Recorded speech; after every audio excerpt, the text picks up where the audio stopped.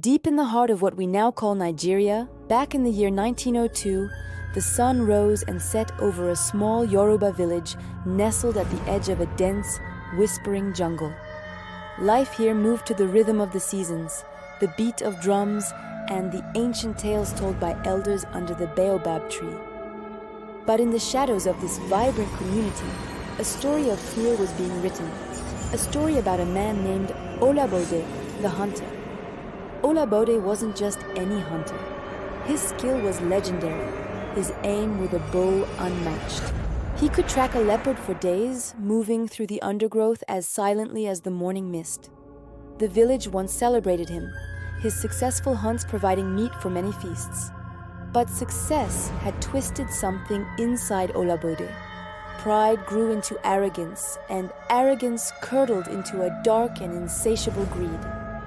He no longer hunted for the village. He hunted for himself, for power. His hut, once a simple dwelling, became a place of whispers and dread. He began to dabble in the forbidden arts, the potent and dangerous side of voodoo that wise Babalawos warned against. He wasn't seeking healing or protection. He was seeking control.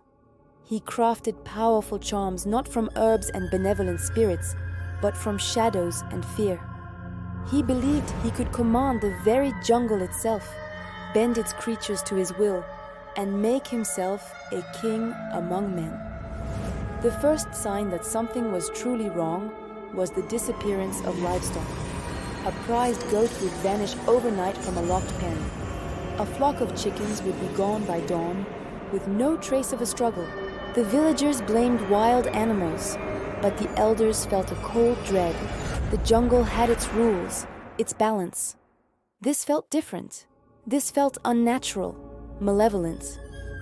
Then, the whispers turned to people. A young man who had argued with Olabode over a trade went into the jungle to collect firewood and never returned. A woman who had spurned his advances fell gravely ill with a mysterious sickness that no healer could cure. Fear began to grip the village like a fever. People avoided the jungle's edge. Their children were kept close, and their eyes would dart nervously towards Olabode's hut whenever they passed. They saw the strange symbols carved into his door, the unsettling effigies hanging from his roof.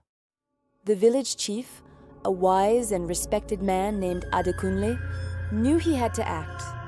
He gathered his council of elders. They spoke in hushed tones, their faces etched with worry. They all knew the source of their troubles, but who could stand against a man who communed with dark forces? To challenge Olabode was to challenge the terrifying power he now wielded. One of the elders, a frail but spiritually powerful woman named Iyafunke, spoke up. Her voice, though soft, cut through the fear in the room. She was a priestess of Yemoja, the mother of all. "We cannot fight darkness with spears and anger," she said. "We must fight it with light, with courage, and with the strength of our ancestors. Olabode has forgotten that the jungle does not belong to one man. It belongs to the spirits, and it belongs to us all." Iyafunke explained that Olabode had created a powerful fetish, an object that was the source of his dark magic. He kept it hidden deep within his hut, and it was this object that allowed him to control the shadows and unleash misfortune. To break his power, the fetish had to be found and destroyed. But his hut was a fortress of dark energy, protected by curses and unseen guardians. A young warrior named Beyo, whose own brother was the man who had vanished after arguing with Olabode, stood up. His heart was heavy with grief, but burning with a desire for justice. "I will go, Iyafunke," he declared. "Tell me what I must do." Iyafunke knew the risk. She looked into Beyo's eyes and saw not recklessness, but a deep resolve. She spent the next 3 days preparing him. She gave him a small pouch of sacred herbs to ward off evil spirits, a necklace of cowrie shells blessed by the river goddess, and she painted protective symbols on his skin with white chalk. She taught him a chant, a powerful prayer to the benevolent Orishas to guide his path and shield him from harm. The plan was set for the night of the new moon, when the darkness would be at its deepest, but the spiritual world would be most active. The villagers would hold a great festival, with loud drumming and dancing, to create a diversion and draw Olabode out of his hut, appealing to his ego and his desire to be seen and feared. As the moon disappeared from the sky, the village erupted in a symphony of sound.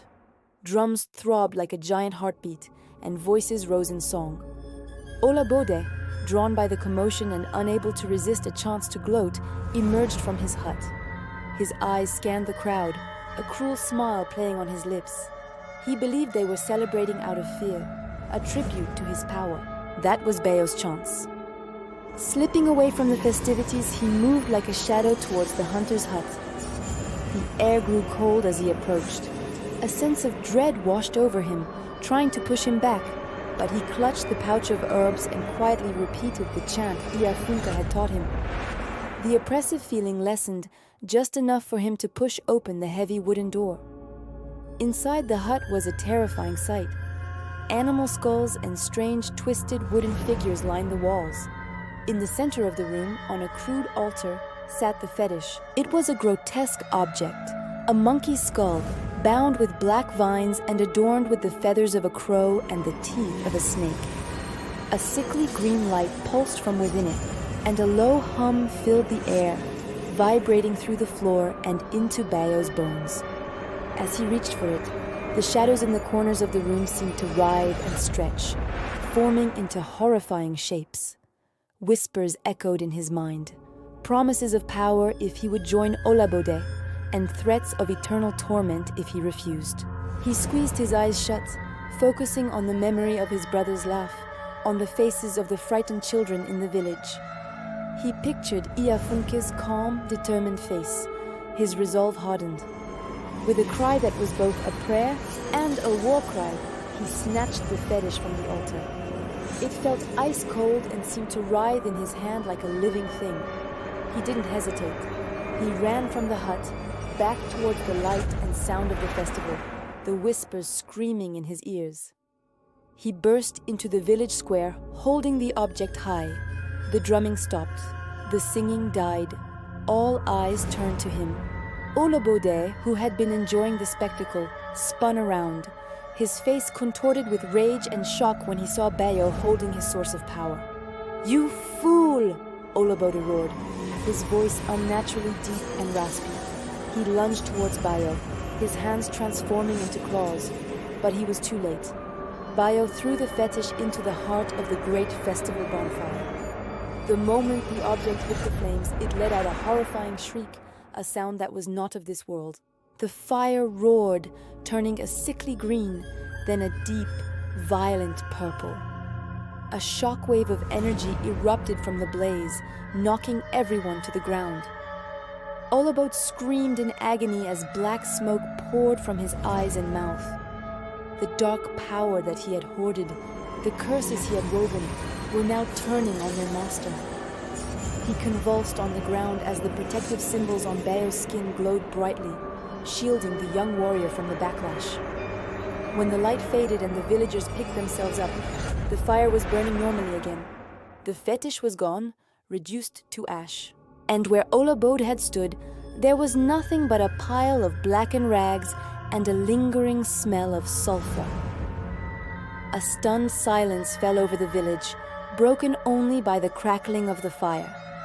Then a cheer erupted. It started with one voice, then another, until the entire village was celebrating. A true celebration this time, not of fear, but of freedom. Bayo was lifted onto the shoulders of his friends, hailed as a hero. The next morning, the sun seemed to shine brighter. The jungle felt welcoming again. The young man who had disappeared returned to the village, dazed and confused, with no memory of the past weeks but happy to be home. The woman who had been sick awoke from her fever, her health miraculously restored. The dark cloud over the village had lifted. Life returned to its peaceful rhythm, but the people never forgot the lesson of Olabode, the wicked hunter. They learned that true power comes not from dominating others or twisting the laws of nature, but from community, courage, and respect for the world around them. And they told the story of Bayo, the brave warrior who walked into the heart of darkness and brought back the light. It became a tale told for generations, a reminder that even in the deepest shadows, the courage of one good person can be enough to make the sun rise again. Thank you for joining us on this journey into the past. If you enjoyed this story, don't forget to like, subscribe, and hit the bell icon to be notified of our next adventure. Until next time, stay curious